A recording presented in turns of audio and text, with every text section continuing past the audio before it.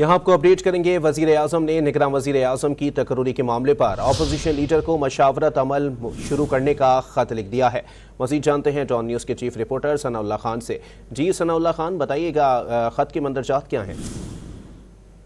دیکھیں، خط میں تو وہی لکھا ہے کہ وزیر اعظم صدر نے اسمبلی تحلیل کر دی ہے اور اب آئین کا جو آرٹیکل ہے اس کے تحت اب کنسلٹیشن ہونی ہے نگران وزیر اعظم کے لیے، یہی مدرجات ہیں اور ان کو دعوت دی ہے کہ وہ کنسلٹیشن کریں۔ اور اس خط کے منظر عام پر آنے کے ساتھ ہی یہ بھی طے ہے، وزیر اعظم ہاؤس نے تصدیق کی ہے کہ 2 بجے وزیر اعظم ہاؤس میں ہی ان کی ملاقات ہو رہی ہے، اپوزیشن لیڈر راجہ ریاض اور وزیر اعظم کی، اور دونوں طرف سے جو آئین کہتا ہے 3 نام شیئر کیے جائیں گے اور اس پر کنسلٹیشن کی جائے گی۔ 3 دن ہیں وزیر اعظم اور اپوزیشن لیڈر کے پاس کہ وہ نگران وزیر اعظم کے معاملات طے کریں۔ اب دیکھتے ہیں کہ آج ہی معاملات طے ہو جاتے ہیں یا اس میں ٹائم لگے گا، لیکن دونوں طرف سے 3 نام دیے جائیں گے، جس کے بعد ایک نگران وزیر اعظم کا انتخاب ہوگا۔